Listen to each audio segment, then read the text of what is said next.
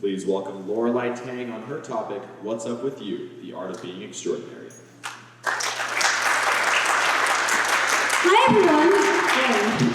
Hi everyone. My name is Lorelei, and I'm so grateful to have this opportunity to be here with you today. Tonight, I want to talk about what's up with you and the art of being extraordinary. So, let's begin. Extraordinary is a funny word. By definition, it means very unusual or remarkable. But when you split the word up into just extra and ordinary, you get almost a completely different meaning. Weird, huh? When you think of the word extraordinary, what or who do you think of? Do you think of extraordinary inventors like Nikola Tesla and Elon Musk? Maybe you think of the Renaissance men like Michelangelo or Leonardo DiCaprio. Wait, no, Leonardo da Vinci. Leonardo DiCaprio isn't a Renaissance man, but my friends would argue he is extraordinarily good looking. Maybe you think of the Founding Fathers, which happens to include Alexander Hamilton, or his extraordinary Broadway reincarnation, Lin-Manuel Miranda. Maybe you thought of Taylor Swift, Yo-Yo Ma, Jeff Bezos, Steve Jobs, Kobe Bryant, Michael Jordan. All of these people are without a doubt extraordinary. But what exactly makes them so extraordinary? What makes anything extraordinary? Is it a result? Are you only extraordinary once you've invented flying cars or holograms? Is it an image? Are you extraordinary if you can make millions of dollars just by showing your face on the screen? Many people will say that it's a process and that you have to endure thousands and thousands of hours from early mornings to late nights in order to become extraordinary. What exactly is this threshold that we need to pass in order to become considered extraordinary? Well, yes, it is all of that. Sure, your accomplishments, your paycheck, your journey can make you more than ordinary. But what truly makes something extraordinary is you. What makes something extraordinary is what you choose to do with you. But I don't mean you as in just you specifically. I mean you as in your own universe. Yes, your own universe. Now, your own universe isn't something tangible that we can see or touch directly. It's this bio-psycho-sociocultural environment consisting of your friends, your family, your personality, your education, your ethnicity, all of those things. It's this network of connections and interactions between all the little things in life that make you, you. It's our identity. It's your own universe. And by the end of today, I will have given you what I believe to be the 3 key stages involved in the art of turning you into something extraordinary. So let's start with stage 1. Identify.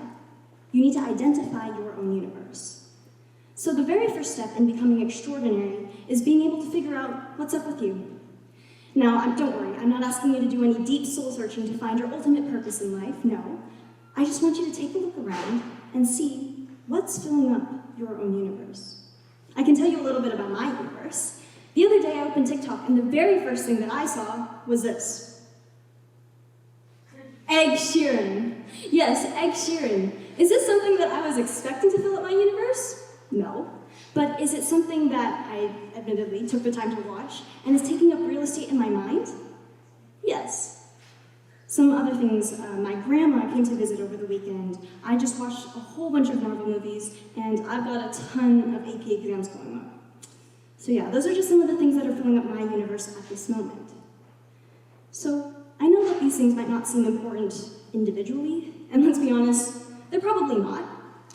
But what is important is being able to recognize these things. I'm sure you've heard of the debate in science and psychology called nature versus nurture.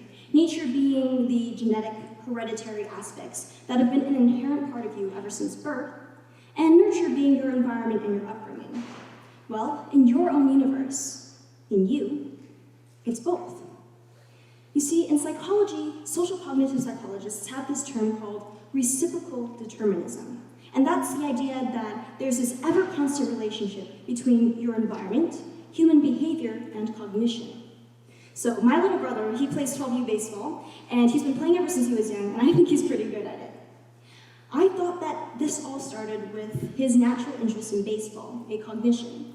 And because of that interest, my parents put him in a new environment, which would be his baseball team. And then because he was put in that environment, he started playing baseball more, and that became part of his behavior. See, I thought it all started with a cognition, and it just went from there. But it's not that simple. The process can start anywhere, and it can also go anywhere. I was talking to him the other day, and I realized that he originally joined the baseball team to be with his friends. In his environment, in his universe, in his kindergarten class, he saw that a bunch of his friends liked baseball, so he wanted to try it too, influencing his behavior. And then eventually, over time, he began to develop a true appreciation for the sport, actualizing an underlying cognition. So whether it's cognition, the environment, or human behavior, all of these things can influence us in a cycle that continues all throughout life as we interact with things, whether we realize it or not. So, when you're identifying your own universe, here are just a couple things that you want to take a look at. Okay? People, culture, genetics, material resources, all of these things. I could stand here and list a million things. There's a whole bunch up there. But what I want to highlight is technology. Social media, the internet, the digital world, the home of Ed Sheeran. Yes, I mean, what do we call people that make a living off of being on social media? Influencers. We spend so much time on the internet that algorithms can figure out what we like and dislike through a screen. It's fascinating, but it's also dangerous, which is why I highly caution you to understand how exactly this influences us. But that's a topic for another day. Today, the main point is there are so many different influences that can impact our own little bubbles of existence, and each of them impact us differently. So, once you have some sort of conscious understanding of what's in your own universe, we can move on to stage 2. Diversify you. You know, all my life, people have been telling us that we have to go up, grow up, improve, increase, level up, and participate in all of this upward motion in order to be happy and successful in life, right? We go to school, you're supposed to get good grades, you're supposed to pass all your tests, and then get accepted into a good college, and then you get a degree, and then you get a job, and then you just live your life. And going up like this is a way that's worked for a lot of people. But my question is, what about all the other directions? There are so many different ways that you can go that aren't stagnant or stressful or dictated by society. I'm not saying that going up is bad. It's a great way to go. It's just a little ordinary. So for people, especially people my age, where we're on the verge of adulthood, and we don't know what we're doing with our lives, and everybody's just telling us to figure it out, it feels like the only way that we can go is up. But that's not true. Because if we aim too high, it just feels like we have that much further to fall. And if we reach for the stars, it feels like we might only just have our heads up in the clouds. So, why should we limit ourselves to only one path to success when we don't live in a one-dimensional or even a two-dimensional world? It doesn't make sense. Extraordinary people don't. Extraordinary people, yes, they do go up, but they also go forward and back and left and right, and then they fall down and they get back up, they flip over and they do back handsprings all throughout life. They could do whatever they want for all we care, but whatever it is, it's extraordinary. Why? Because extraordinary people aren't afraid to deviate from the norm, not afraid to travel onto a different path and take advantage of all the dimensions that surround us. Extraordinary people diversify. So how do you do this? There's lots of different ways to do it. You can expand your universe. You can grow and make it include as many things as you want. You can travel to new places. You can meet new people. You can try new things. You can earn new skills. Basically, you just want to explore until you find something that you want to be extraordinary at. And let's say you find that something already, that's great. You can also diversify there. I'm sure you hear a lot of successful people now have found a passion and they've become fixated on becoming the best at it. But you can diversify because once you find your passion, you can try different things within that area. So say you're passionate about music, you can take different music classes. You can listen to all different types of genres, including country, and you can take producer lessons. You can learn solfege. There are so many different things that you can do within that area. And the best part about diversification is that there's no set way to do it. There's no diversification handbook.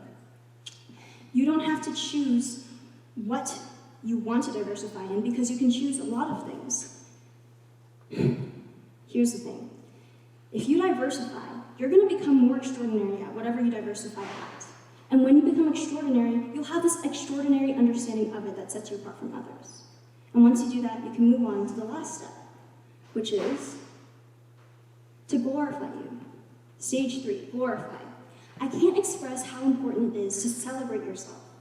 Human beings are social creatures that thrive off of positive responses and feedback. In psychology, operant conditioning utilizes a system of rewards and punishments that's promoting or averting certain behaviors. So if you want to keep achieving, and you want to keep diversifying, and you want to keep becoming extraordinary, reward yourself. That's one of the best ways to ensure longevity and persistence. It's one of the best ways to make sure that you want to do this again. Diversifying is a great way to start, but glorifying is a way to make sure that you reinforce that idea. And if you glorify you will feel more inspired to do it again. I mean, why do we host the Oscars, the Tonys, the Grammys? Why do sports teams hand out MVPs at the end of games? Why do extraordinary developments and contributions get awarded the Nobel Peace Prize?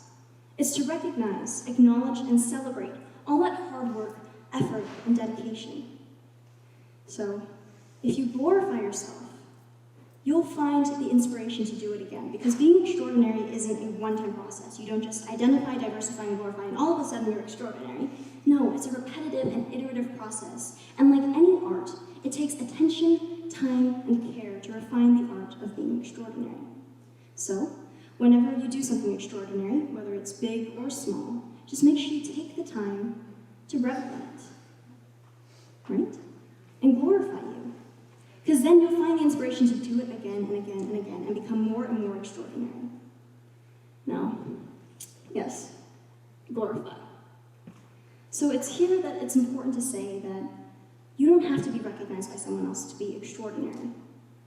Think of all the extraordinary people that are out there that haven't diversified and haven't done any of the things, but they're already extraordinary. Their names aren't plastered over billboards and magazines. You probably know one of those people. You could probably be one of those people, and I'm willing to bet that you already are. Because everybody has something that's extraordinary about them. The only problem is that they don't realize it. The only problem is that they don't put in the right type of effort to diversify their understanding and their reach, and they don't take the time to recognize what they've already done.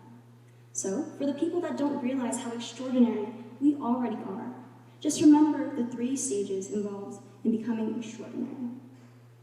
Identify, diversify, and glorify your own universe. Simple, but not easy. Now, I'm not saying that this is going to solve all of your problems. I'm not saying that this is going to make you 100% successful and happy in life. And I'm not saying that this is some revolutionary, monumental idea that's going to change the world. I mean, I'm 16. Technically, my prefrontal cortex doesn't even fully develop until I'm 25. But I will say this. I hope that this talk and the ideas that I presented today will make your life just a little better, make you feel just a little more inspired, and help you become just a little more extraordinary. Thank you.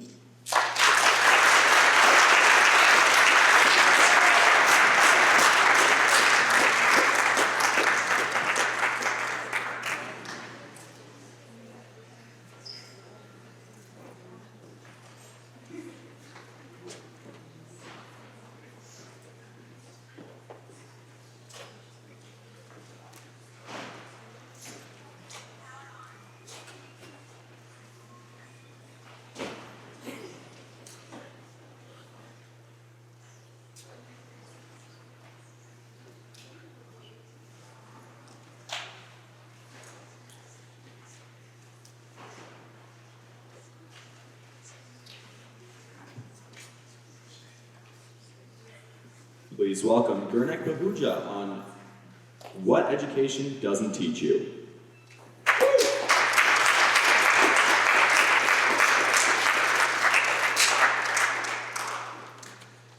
What education doesn't teach you. Education. Education is arguably the single most important thing in the world. Education is what allows society to progress. Education is the world. Education is what's allowed us to go from the nomadic hunter-gatherers of the past to the prosperous civilization today. It's what's allowed us to progress. Education, but now before I talk about any issues with our education system, I want to acknowledge what it does well.